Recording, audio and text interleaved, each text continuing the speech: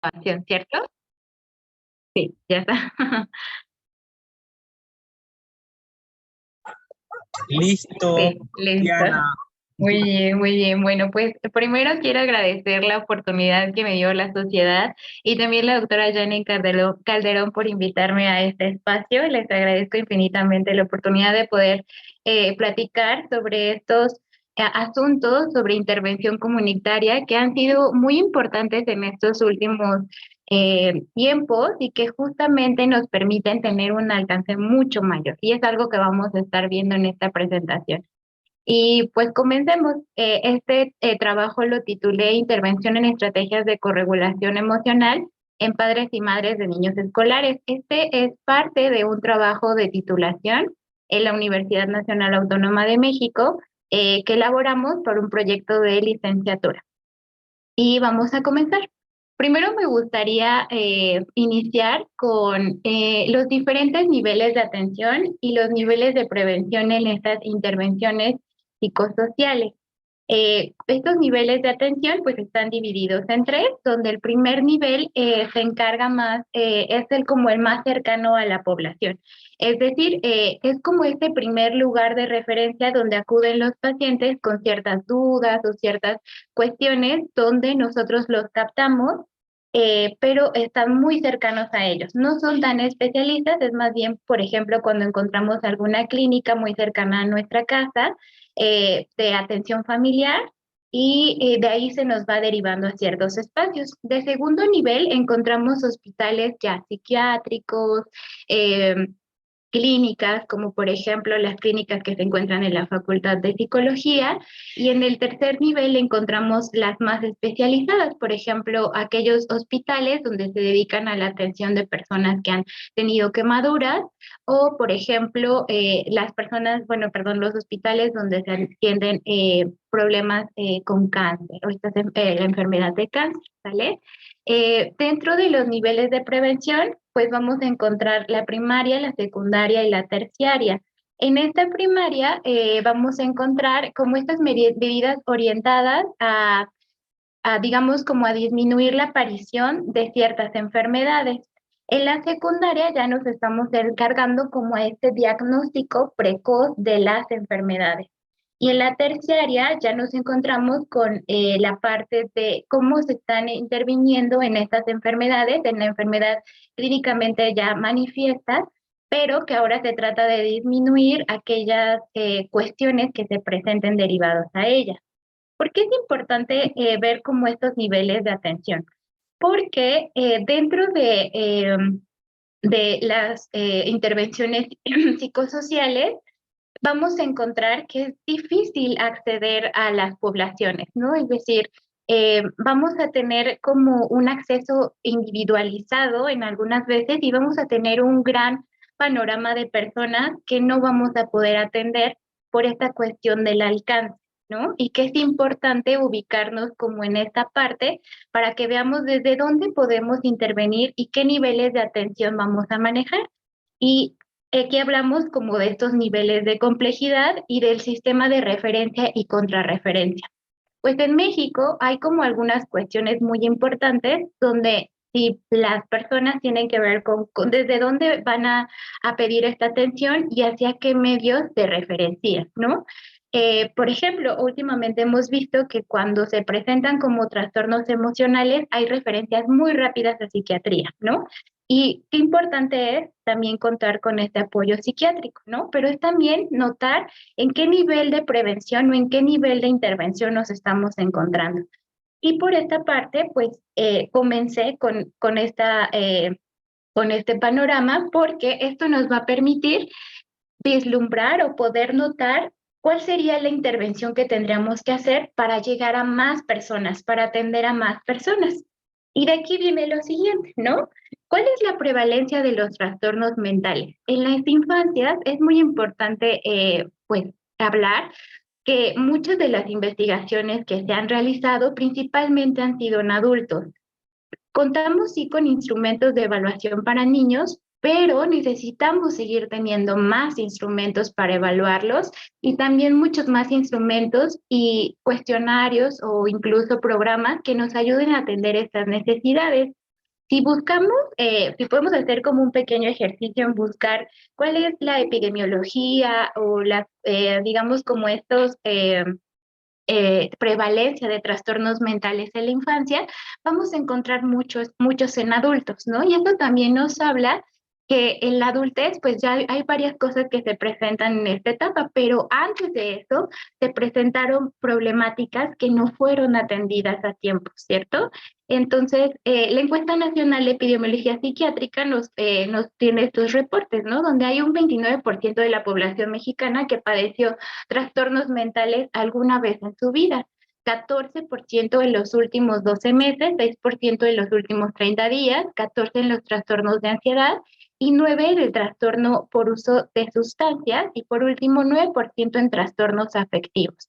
Y esto nos concluye que hubo como un importante porcentaje donde la población padeció alguna vez estos trastornos, pero no le fueron atendidos. Y la encuesta nacional, perdón, de salud mental en adolescentes nos comenta que el 40% de los adolescentes de 12 a 17 años de edad sufrieron algún trastorno psiquiátrico y que por lo menos el 14% recibió atención. Y esto es un dato súper importante porque esto nos quiere decir que nuestras intervenciones no están llegando a la población realmente que está viviendo estos padecimientos. Y además, que si bien las encuestas se hacen con los trastornos emocionales, con los trastornos mentales, digamos, como ya diagnosticados dentro de una categorización clínica, no olvidemos los subclínicos, ¿no? Que esto se refiere a aquella sintomatología que tiene una injerencia muy importante en la vida de las personas y más aún en la de los niños y niñas. Y por eso, Carabeo, Medina Mora hicieron también este estudio, pero ya tiene un poquito de tiempo, donde señalan que del 16 al 20% de niños de la población ha presentado estos trastornos emocionales y son de 3 a 12 años. Entonces, por esto es importante llegar a estos niveles de prevención, es decir, ubicarnos en qué espacios debemos de atender y en qué espacios debemos de darles esta importancia y qué alcance vamos a llegar. Y he repetido mucho esto del alcance porque hay una importante cuestión de la cual tenemos que hablar, que es sobre la brecha del tratamiento, ¿no? La salud infantil y digamos, como estas barreras que nos están impidiendo llegar a más personas, ¿no?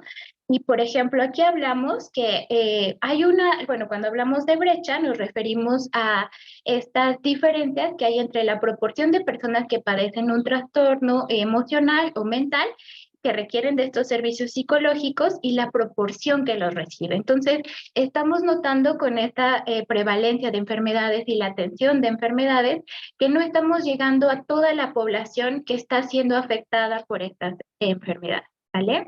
Entonces, lo siguiente es que vamos a hablar sobre estas barreras, ¿vale? Que las barreras son aquellos obstáculos que nos están impidiendo y hacer estas intervenciones y que tienen que ver mucho con dos tipos de factores, ¿vale? Que son estos relacionados con el factor del sistema que están de este lado, del lado izquierdo, que tienen que ver con los costos de los servicios de salud mental. Si bien sabemos, hay una importante cuestión política que tiene que ver también con estas cuestiones sociales, donde muchas veces el acceso para recibir un tratamiento psicológico es altamente, pues es muy caro, ¿no? Recibirlo. Entonces, esta es una barrera muy importante porque muchas veces no se puede no todas las personas no pueden recibir la atención adecuada y profesional justamente porque los costos a veces son elevados. O la otra, que es la siguiente, que es la escasez de proveedores de servicios. Eh, una vez viene en un estudio que por cada 100,000 habitantes había un psicólogo, ¿no? Entonces, eso es algo grandísimo, ¿no? Y que involucra que los profesionales estemos cada vez más preparados, pero también que contemos con más personas y más herramientas que nos permitan atender estas necesidades. y otra es estas restricciones políticas y legales, ¿no? Es decir, contar con estas políticas públicas que nos permitan este derecho a mantener una salud digna y de calidad en cuanto a la salud mental y también mucho más la física, ¿no? Y bueno, como ya lo hemos ido hablando. Dentro de las barreras también que están son las actitudinales que encontramos del lado derecho, que tienen que ver con este estigma, el conocimiento de la salud mental y las influencias culturales. El estigma tiene que ver con la parte en la que las personas tienen como estas creencias e ideas respecto a qué es un tratamiento psicológico, ¿no? Es decir, si yo voy con un psicólogo, ¿qué van a pensar de mí, no? ¿Por qué voy a ir si yo estoy todo bien, no? Y en realidad se cubre todavía la parte como social, ¿no? Es decir, como esta idea o esta etiqueta que a veces se les pone a las personas cuando van a un tratamiento psicológico. Entonces, por esto también puede llegar a ser una barrera a que las personas acudan a estos espacios.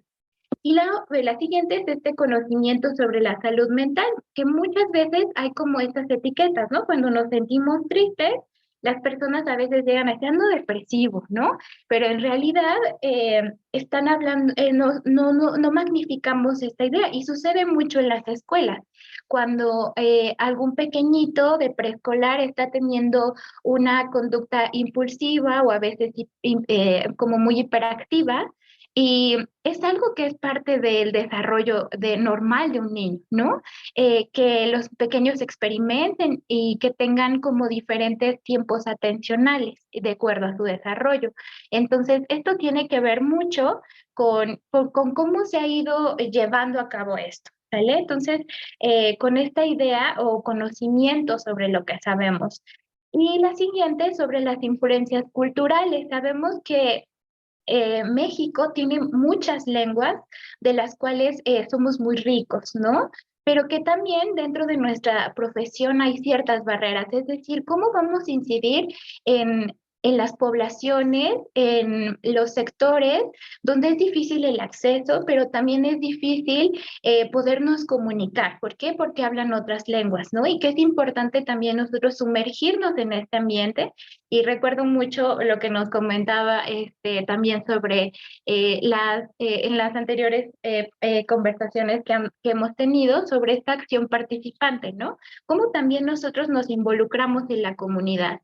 Y la siguiente, que también tiene que ver con estos tratamientos, es la identificación de casos, que tiene que ver mucho con la evaluación. ¿Qué hemos hecho en cuanto a evaluación? ¿Qué hemos hecho en cuanto a tamizaje? ¿Qué hemos hecho en cuanto a esta detección de sujetos que requieran la aplicación de un tratamiento? Y bueno, y aquí va lo siguiente, que es que una barrera más es este modelo de prestación de servicios tradicionales que involucran uno a uno, es decir, el terapeuta junto con un paciente, y que si bien son tratamientos que han demostrado muchísima evidencia y que han estado altamente pues puestos de que han tenido una eficacia tremenda, es importante saber que no estamos llegando a todas las personas que requieren el servicio. Entonces, al notar esta escasez de los proveedores de servicio, también notamos estas intervenciones psicosociales que son tan efectivas junto con intervenciones que estén basadas en evidencia y nos permitan llegar a más personas. Entonces, por eso es muy importante que lleguemos a estas conclusiones, ¿no? Es decir, aprender a notar estas barreras nos va a apoyar a construir en cómo hacer estas intervenciones.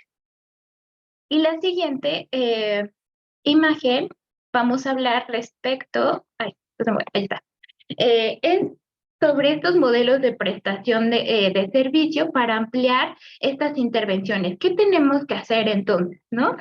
Y las intervenciones en ambiente de convivencia diaria son una muy buena intervención para seguir fomentando estas habilidades, ¿no? Es decir, donde las personas conviven diariamente y donde nosotros podemos llegar.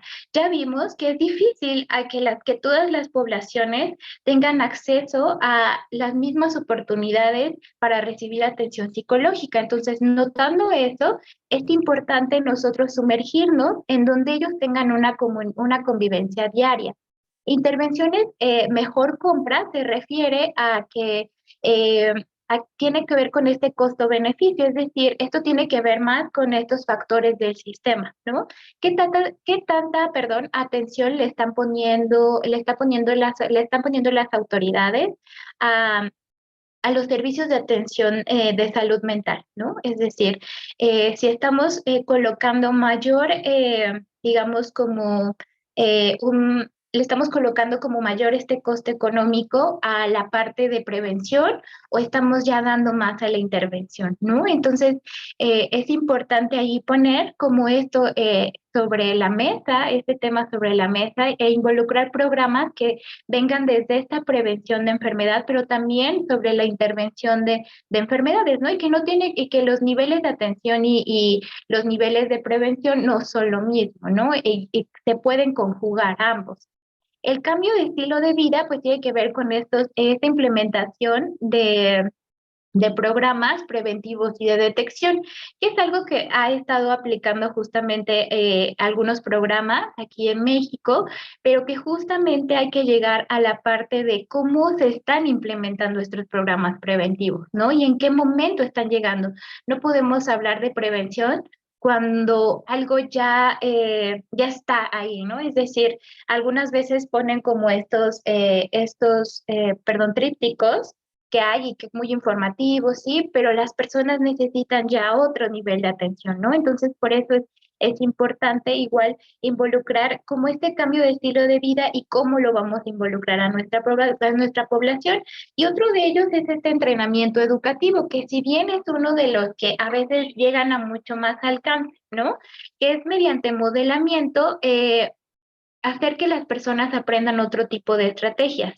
Y ve bien a la mente, por ejemplo, algunos programas que pueden ver en televisión, pero también aquí el uso de tecnología es algo muy importante, como por ejemplo puede ser las redes sociales, ¿no? Por ejemplo, vemos muchas cosas en TikTok que a veces tienen que ver mucho con el tema y a veces no son profesionales los que nos están dando esto, ¿no? Entonces, es importante sumergirnos en este ambiente de redes sociales que sabemos que tiene un alcance impresionante y una difusión increíble sobre las cosas que pasan, ¿no? Y que sabemos que las redes sociales ahora tienen un buscador casi similar al de Google, entonces hay muchas cosas donde las personas se pueden informar y que vemos que es donde pasan más tiempo, ¿no? Algunas personas.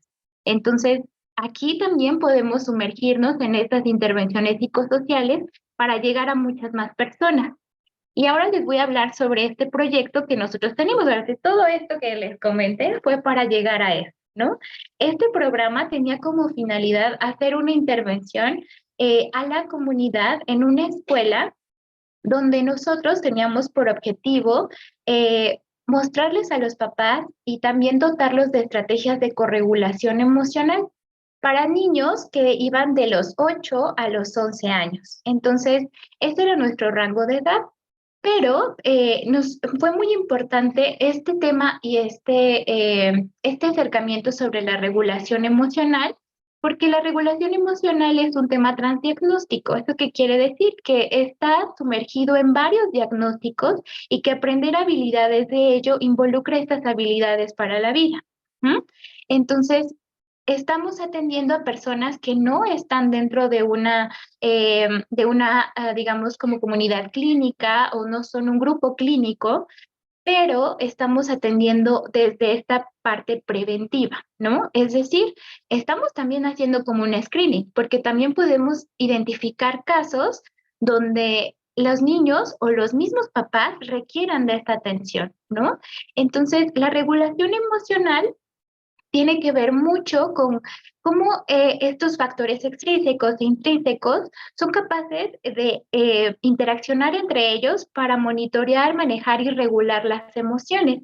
Y dentro de estos factores extrínsecos encontramos a la familia, ¿no? Y de estos factores intrínsecos tienen que ver con la propia autorregulación de la persona, el temperamento, la parte física, es decir, como toda la parte interna del individuo, pero sabemos que como individuos siempre estamos en totalmente vinculación con el entorno, ¿sale? Entonces, estas estrategias de regulación emocional que aprendan los niños y las niñas tiene que ver mucho con cómo la han aprendido sus padres y madres. Entonces, vemos que desde este modelo que nos propone Thompson, desde a partir de los 0 añitos hasta los 3, la corregulación emocional y la regulación de las emociones de las niñas y niños depende completamente de los padres, ¿no?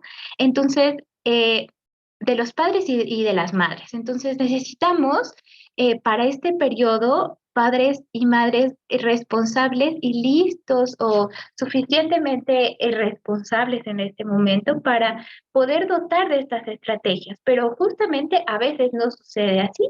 Entonces, es muy importante notar este modelo, desde en qué momento esta corregulación funge como un papel principal para la estrategia, para aprender estrategias sobre conocimiento de emociones, sobre cómo regulo mi nivel de energía y que tiene que ver mucho con cómo lo están enseñando los padres, ¿no? Y qué tan dispuestos están también, ¿sale? Entonces, cuando ellos cumplen 9 a 11 años, surgen como diferentes cambios, que es justamente en la edad de la población a donde nosotros vamos a intervenir. Donde hay unas conductas de regulación emocional como más apropiadas, ya hay como mayor conocimiento, como que este desarrollo les permite también a ellos tener este panorama más amplio sobre cómo suceden estas estrategias de regulación, es decir, ellos ya tienen esta oportunidad de poder cambiar, digamos, como de atención, de poder evaluar, resignificar, varias cuestiones ahí, ¿vale? Entonces, también puede eliminar u ocultar estas reacciones emocionales negativas. Cuando ya son adolescentes, pues viene una etapa muy importante donde las decisiones y la autonomía son muy importantes, ¿de acuerdo? Entonces, este trabajo consistió en lo siguiente. Primero, hicimos una invitación a esta comunidad para que pudiéramos abarcar un taller que consistía en 2 sesiones donde las personas se les hacía una psicoeducación emocional. Aquí es muy importante dentro de este modelo que los papás que tengan ese conocimiento propio sobre sus propias emociones y cómo regulan estas emociones, van a poder ser maestros, por así decirlo, y acompañantes de este proceso de regulación emocional para sus hijos e hijas. Entonces nosotros no podíamos comenzar con una intervención que solamente involucrara a los niños y que los niños aprendieran estrategias para poder regular sus emociones, teniendo esta idea sobre desarrollo, que ya son como un poquito más independientes, pero no, porque seguimos teniendo este papel de corregulación muy importante. Y para que un papá pueda enseñar corregulación o regulación emocional, el primero y ella primero tiene que saber qué está pasando con sus emociones, ¿no? Entonces, al hacer este programa, nosotros involucramos este taller pequeño porque justamente sabemos que a veces involucrando estas barreras, muchas veces son cuestiones donde hay que hacer con intervenciones mucho más eficaces, con estrategias bien involucradas para la población y que sean altamente efectivas para ellos, ¿no? Entonces, se les hizo la invitación a este taller que fue de 2 sesiones. En 2 sesiones veíamos a los papás y en otras 2 sesiones veíamos a los niños, ¿no? Entonces, se les aplicaron instrumentos sobre desregulación emocional, prácticas parentales, y con esto pudimos identificar qué cuestiones estaban pasando con esta población, ¿no? Y en qué podíamos incidir. Y se les hizo esta intervención psicoeducativa, que como hemos visto, parte de esta barrera que hay respecto a la salud mental y respecto a lo que los papás y las mamás piensan sobre las emociones y que los niños y niñas han construido de acuerdo con esto que se les ha enseñado del ambiente, ¿no? Entonces, logramos que participaran 32 madres y 4 padres de familia, 19 niñas y 17 niños de una escuela primaria al sur de la Ciudad de México. La edad de los niños y niñas osciló entre los 10 y los 11 años y la edad de los padres entre los 30 y los 46 años. Los resultados que obtuvimos fue que las personas lograron aprender estas habilidades por lo menos de conciencia emocional. Sabemos que en 2 sesiones no podemos modificar muchas cosas, pero sí podemos lograr esta conciencia propia de las cosas que suceden con sus emociones. Teníamos aquí a papás que eran que en su momento fueron papás muy abiertos y que nos compartían su experiencia sobre cómo es este proceso de reconocimiento hasta del mismo enojo, ¿no? Es decir, cómo yo me doy cuenta como papá en qué momento yo estoy criando con enojo, ¿no?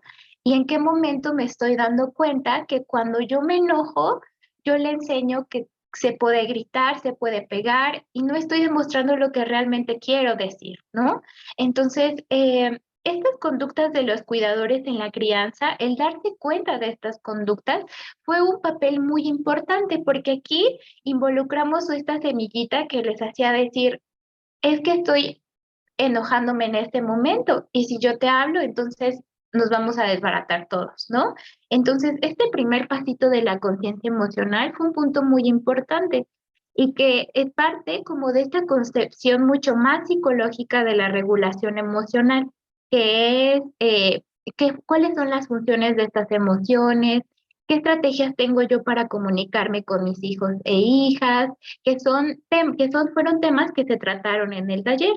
Además, esto fue una ruta de acción que permitió generar una mejor aproximación a este fenómeno y como una propuesta adecuada a la intervención, porque justamente lo que hicimos fue atender estas necesidades que tenía la población estudiada en ese momento y que involucramos que ellos estuvieran sumergidos en este tema de regulación emocional y que también funge como un papel preventivo también para los niños, en este caso, de que ellos pudieran reconocer cuando sus emociones ya eran demasiado intensas y también problemáticas, ¿no? Esta conciencia de enfermedad es algo muy importante y no, más bien, yo creo que me equivoqué cuando dije conciencia de enfermedad, porque es más bien esta conciencia del papel de las conductas que surgen en la crianza es algo fundamental para crear esta atmósfera familiar que le permita a los niños desarrollarse de forma adecuada, ¿no? Y por esto, este proyecto me pareció muy importante en cuanto a la intervención, porque intervenimos en un lugar donde hay convivencia diaria, es decir, los niños y las niñas van a las escuelas, los padres y las madres de familia van a las escuelas y es ahí donde intervenimos. No esperamos a que nos llegaran al consultorio, que llegaran a nuestras clínicas, ¿no? Sino nosotros buscamos los medios para hacerlo. Y aquí es un punto muy importante porque a veces también es difícil el acceso a las escuelas, ¿no? Es difícil llegar con una propuesta de intervención y es difícil acceder. Sin embargo, cuando tenemos estas propuestas de intervención claras, basadas en evidencia, con objetivos bien claros, digamos como que esa posibilidad para abrir estos espacios es mucho más grande, ¿no? Y bueno, aquí les tengo un poquito de referencias respecto a este trabajo que se realizó. Y pues bueno, me gustaría concluir con la importancia que tienen estas intervenciones psicosociales, ¿no? Que si bien sabemos que ya hay estas barreras, es importante que nosotros nos metamos a las poblaciones, es decir, que estemos sumergidos también en sus necesidades y que abordemos también el modelo de promoción y prevención, modelos de prevención y promoción de la salud para justamente involucrar este espacio de bienestar. En este caso fue para los niños y niñas, que son una población que muchas veces ha sido como sumergida por los adultos de respecto a estas investigaciones que a veces nos sumergen y que solamente están involucradas para ellos y que es importante también sacarlos a la luz a ellos y a ellas y atender estas necesidades que tienen, ¿no? Y atenderlos tempranamente. Entonces, eso sería como la conclusión de mi parte, pero me gustaría también escucharles y saber si alguien tiene alguna duda o comentario respecto a él.